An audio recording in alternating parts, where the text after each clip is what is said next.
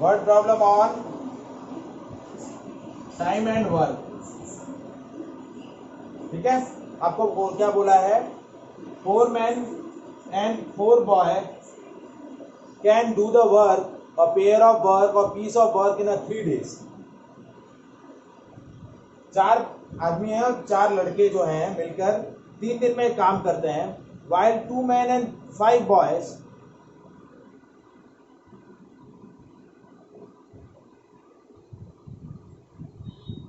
can finish it in 4 days। ठीक है, so how long would it take one boy to do it and how long would it take to one man to do it। यदि उसी काम को एक आदमी करे या एक आदमी करे, नहीं एक बॉय करे या एक मैन करे, तो कितना टाइम लगेगा। ठीक है, टाइम और वर्क का क्वेश्चन है, अच्छा क्वेश्चन है, ये भी वैरायटी आपको पूछी जाती है। तो इसमें कैसे करना है कि हम ऐसा सपोज कर लेते हैं, let suppose man can finish whole work in X days। आदमी जो है वो कितने दिन में पूरा कर रहा है, X days में। तो इट्स 1 day वर्क कितना हो जाएगा, 1 day work by 1 man 1 by X। देखिए क्या बोल रहा हूं मैं, इसको अच्छे से समझना है। इक्वेशन में ही सबसे बड़ा, इक्वेशन बनाने में ही सबसे बड़ा आपका लॉजिक यूज हो रहा है।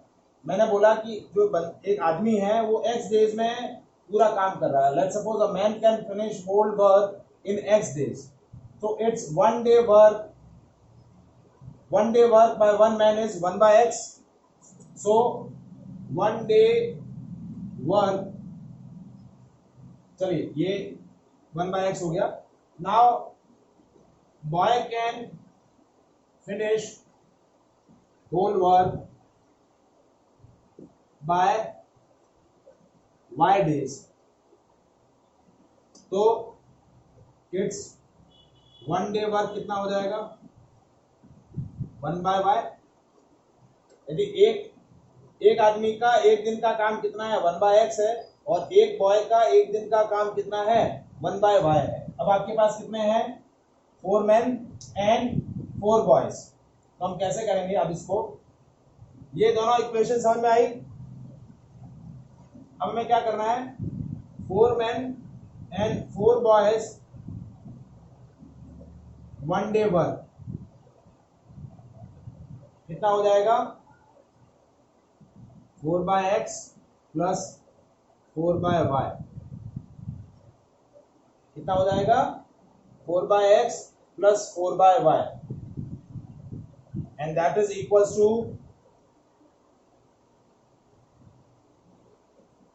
1 by 3, क्योंकि वो 3 दिन में पूरा कर रहे हैं ना। ठीक है, तो 4 by X plus 4 by Y is equals to 1 by 3, and 2 men and 5 boy 1 day work कितना हो जाएगा, 2 by X plus 5 by Y is equals to 1 by 4। ये दोनों इक्वेशन समझ में आई।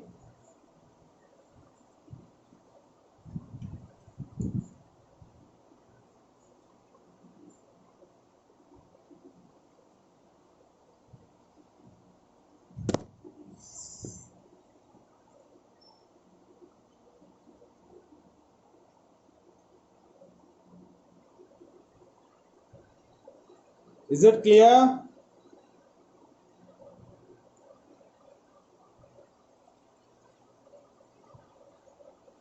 तो देखिए दो इक्वेशंस क्या बनी,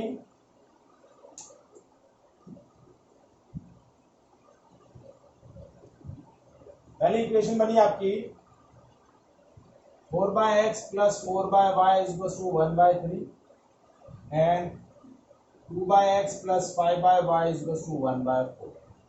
अब इनको सॉल्व करना है, तो हम सपोज कर रहे हैं let 1 by X is A and 1 by y is equals to b. तो इक्वेशन क्या हो जाएगी, 4a plus 4b is equals to 1 by 3 and 2a plus 5b is equals to 1 by 4। ये इक्वेशन 3, ये इक्वेशन 4।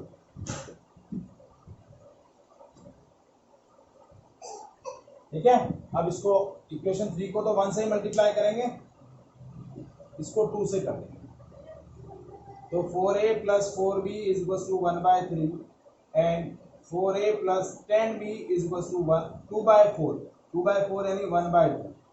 ये 2 से मल्टीप्लाई किया ना, तो ये 2 बाय 4 होगा। 2 बाय 4 को मैं क्या लिख दूंगा, 1 बाय 2। अब सब्ट्रैक्ट किया, माइनस माइनस माइनस, तो ये 4a से 4a कैंसिल हो गया, ये हो जाएगा माइनस का 6b और 1 बाय 3 माइनस 1 बाय 2। इसको सॉल्व कर रहे हैं तो 6 एलसीएम ले लिया और 2 माइनस 3 यानी minus 1 by 6। 1 by 3 minus 1 by 2 is minus 1 by 6। तो माइनस माइनस प्लस, तो b की वैल्यू आ गई 1 बाय 36। b की वैल्यू क्या आ गई, 1 बाय 36। तो 1 बाय 36, तो y की वैल्यू क्या हो जाएगी, 36 डेज। y की वैल्यू क्या आ जाएगी, ठीक है, तो y की वैल्यू क्या आ गई, 36 डेज। तो बॉय जो है एक पूरा वर्क, एक बॉय कितने डेज में वर्क फिनिश करेगा, 36 डेज में फिनिश करेगा। अब ये y की जो वैल्यू है वो हम इक्वेशन 1 में प्लेस कर देते हैं, ये 1 में। तो देखिए y की वैल्यू इक्वेशन 1 में प्लेस करी 36, तो 4 by x plus 4 by 36 is equal to 1 by 3। तो 4 बाय एक्स ना 4 बाय 36 को लिख दिया 1 by 9 is equal to 1 by 3। तो 4 by x is equal to 1 by 3 minus 1 by 9। LCM आ गया 9, ये हो गया 3 माइनस 1, 2 बाय 9। तो 4 by x is equal to 2 by 9, cross multiply किया, 2x इज इक्वल टू 36। तो x की वैल्यू हो जाएगी 36 बाय 2 यानी 18 डेज। तो एक मैन जो है वो पूरा वर्क कितने दिन में फिनिश करेगा, 18 दिन में। और बॉय एक बॉय पूरा वर्क कितने दिन में फिनिश करेगा, 36 डेज। Is it clear?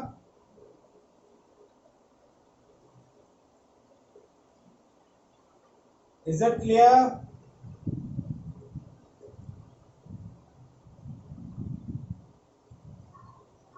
ठीक है, so that is a word problem related to the time and work. So that is all about the today session.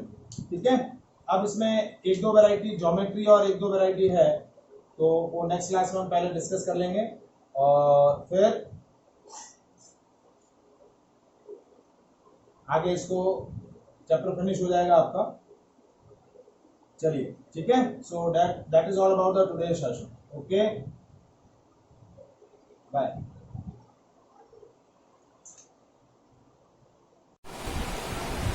हाँ जी, so now will discuss the problems on boat and stream. ठीक है, so upstream and downstream motion है। ठीक है, upstream motion क्या होता है, जब आपका रिवर में जो वाटर का फ्लो है और बोट का जो फ्लो है वो एक ही डायरेक्शन में हो रहा है, तो वो होती है अपस्ट्रीम मोशन।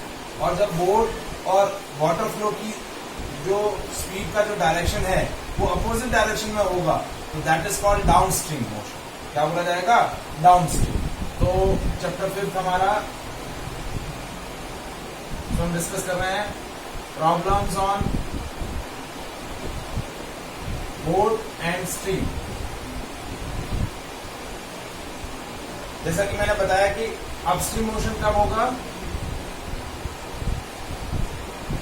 जब आपकी बोट और रिवर दोनों एक ही डायरेक्शन में ट्रेवल कर रहे हैं, और डाउनस्ट्रीम मतलब जब वो दोनों अपोजिट डायरेक्शन में ट्रेवल कर रहे हैं। तो क्वेश्चन देखिए, a sailor goes 8 kilometer downstream in a 40 minutes and return back to the starting point in a 1 hour. ठीक है, find the speed of the seller in a still water and the speed of the water current. ठीक है, तो कैसे करेंगे देखिए,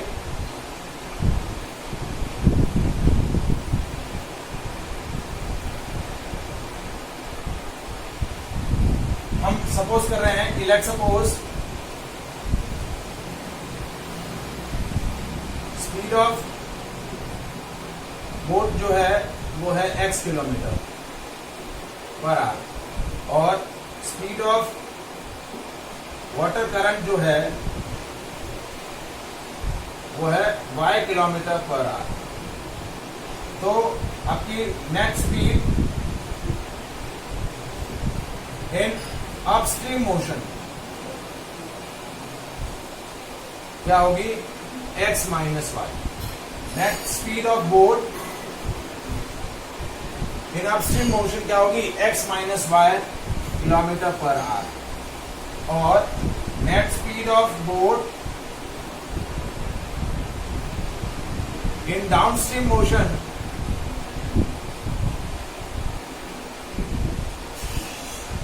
क्या होगी, x plus y kilometre per our.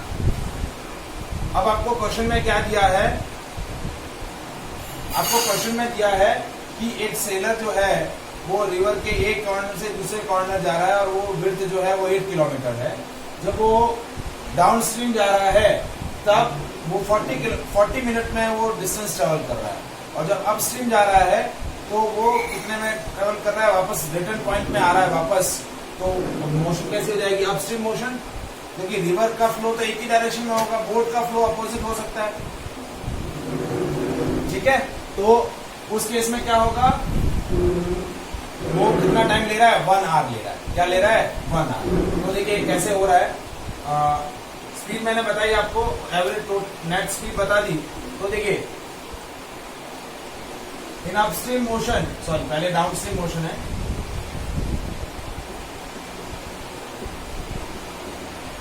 Time is equal to distance upon speed. तो डिस्टेंस है 8 किलोमीटर और स्पीड है x प्लस वाई और टाइम कितना है 40 मिनट। तो 40 मिनट को हम आवर्स में कन्वर्ट करेंगे, तो 8 अपॉन x प्लस वाई, ये हो गया 2/3 is equal to 8, 2/3 is equal to 8 upon x plus y. Cross multiply किया इसको तो 2x plus y is equal to 24। तो x प्लस वाई की वैल्यू क्या हो गई, 12 किलोमीटर, सॉरी 12। ये इक्वेशन 1 हो। इक्वेशन 1 समझ में आया।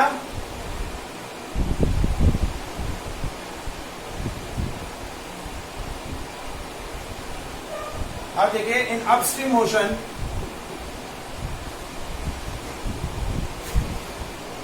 Time is equal to again distance upon speed.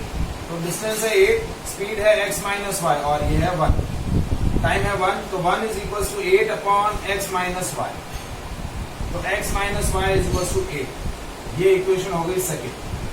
तो दो इक्वेशन बनी, x plus y is equal to 12 और x minus y is equal to 8। तो दोनों को सॉल्व करेंगे। देखिए हाँ जी, हाँ बोलिए।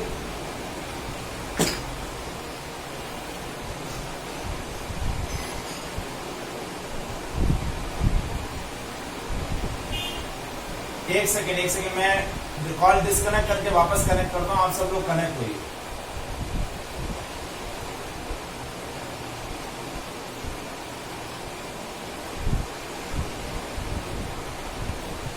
सो एक इक्वेशन बन गई x plus y is equal to 12 और एक बन गई x minus y is equal to 8। हम दोनों इक्वेशंस को सॉल्व करेंगे and we will find the value of x and y।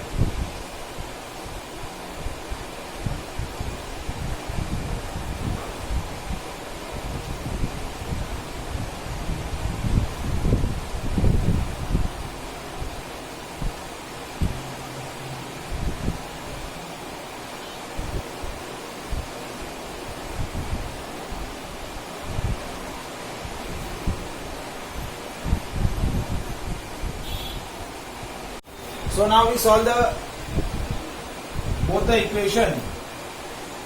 तो देखिए एक है x प्लस वाई, एक है x माइनस वाई, दोनों को ऐड किया प्लस प्लस प्लस, तो 2x इज इक्वल टू 20, तो x की वैल्यू हो गई 20/2, यानी कितना हो गया 10 किलोमीटर पर आवर। तो ये आपका क्या हो गया, स्पीड ऑफ बोट आ गया। क्या आ गया, स्पीड ऑफ बोट। और x plus 10 plus y is equal to 12, तो y की वैल्यू आ गई 12 माइनस 10, 2 किलोमीटर पर आवर। तो ये आ गई आपकी स्पीड ऑफ वाटर या स्पीड ऑफ रिवर। क्या गई, speed of river. Is it clear?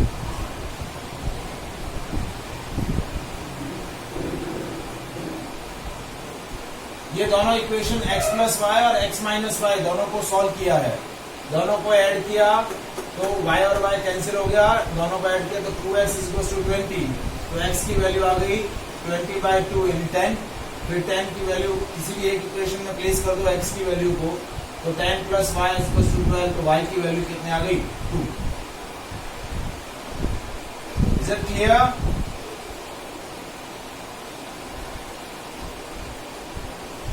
ठीक है, now will do the question on area.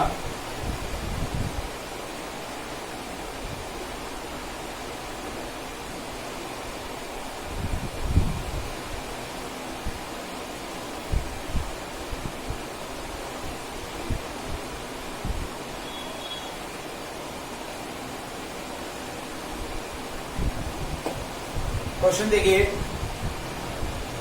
If the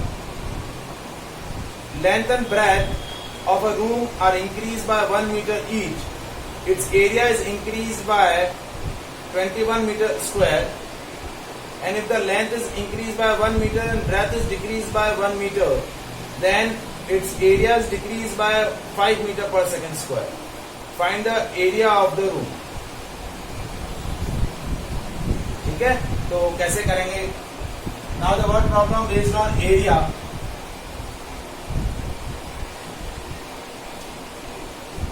तो हमने सपोज किया कि लेट सपोज लेंथ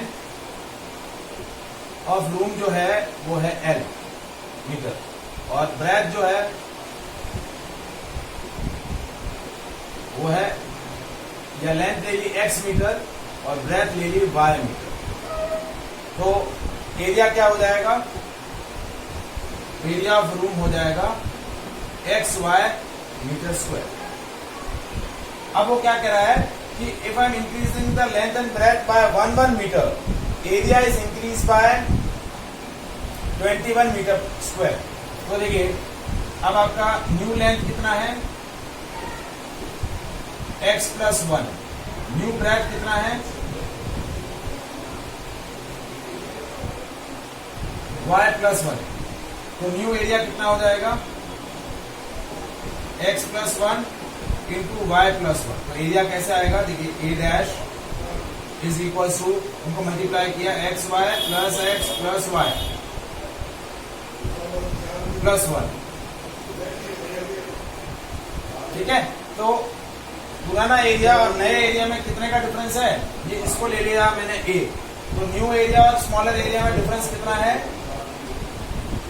21 का, तो a dash minus a is equal to 21। तो a डैश है x y plus y plus 1 minus x y is equal to 21। तो x y से एक्स वाई कैंसिल हो गया, x plus y plus 1 is equal to 21। तो x plus Y कितना हो गया 20। ये इक्वेशन 1 हो गई। Is it clear?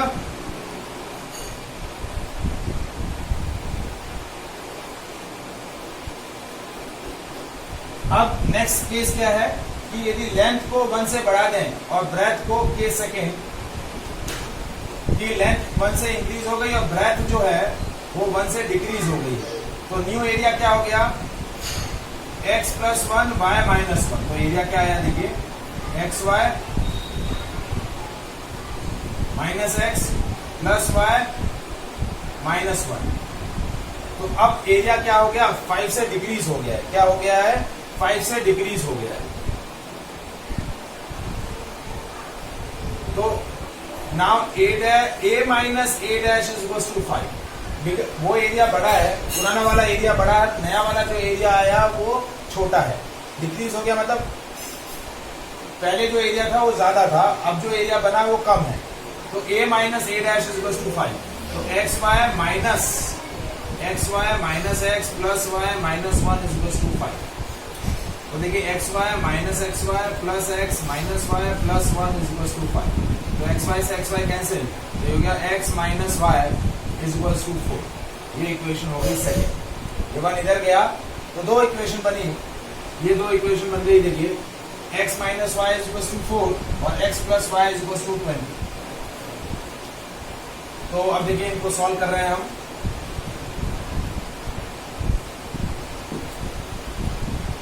x minus y is equal to 4, x plus y is equal to 20। Again दोनों को ऐड किया, प्लस प्लस प्लस, तो 2x इज इक्वल टू 24। तो x की वैल्यू हो गई 24/2 × 12, क्या हो गई 12 मीटर। और y की वैल्यू क्या हो जाएगी, y की वैल्यू हो जाएगी x plus y is equal to 20, तो 12 plus y is equal to 20, तो y की वैल्यू हो गई 8 मीटर। तो एरिया आ जाएगा 12 × 8 96 मीटर स्क्वायर। एरिया कितना आ जाएगा 96 metre square. Is it clear?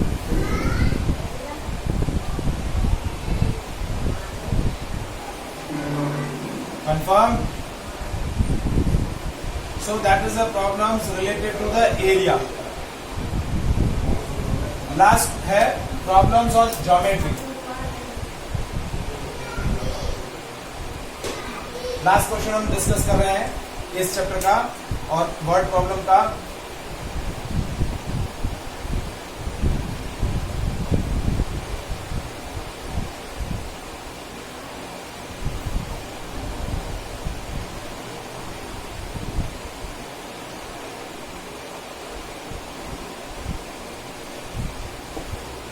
देखिए क्वेश्चन क्या है, in a triangle ABC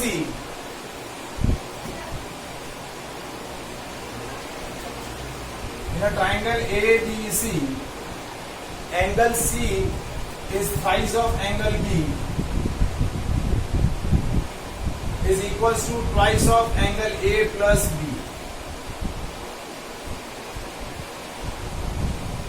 Find the angles.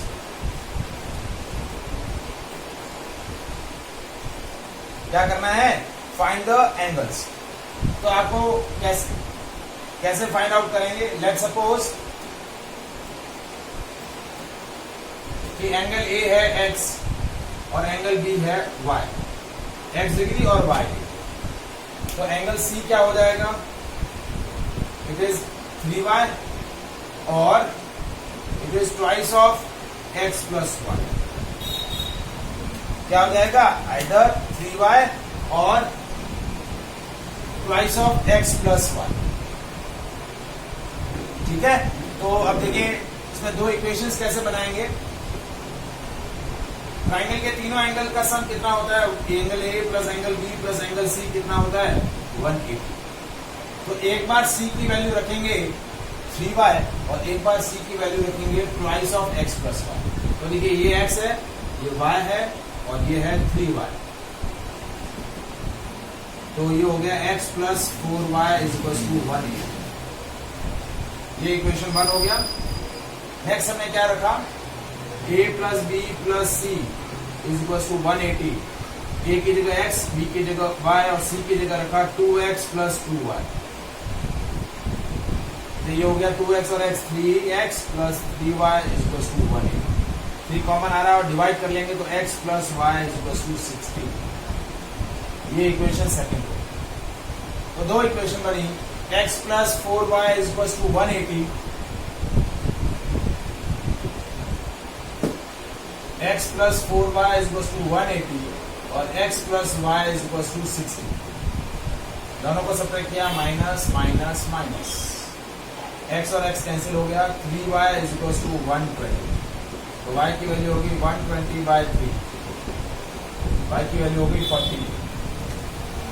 ठीक है, y की वैल्यू 40, तो x की वैल्यू क्या हो जाएगी, x plus y is equal to 60। तो x की वैल्यू होगी 60 माइनस वाई यानी 60 माइनस 40, x की वैल्यू होगी 20। और ये हो गया एंगल ए, ये एंगल बी, और एंगल सी क्या हो जाएगा 3 ऑफ वाई, 3 इंटू 40 यानी 110। तो ये तीनों एंगल्स का मेजरमेंट आ गया। सो that is a word problems on the geometry. Is it clear? So that is all about all the varieties of word problem in the pair of linear equation in 2 video। और इसके साथ ये आपका chapter finish होता है।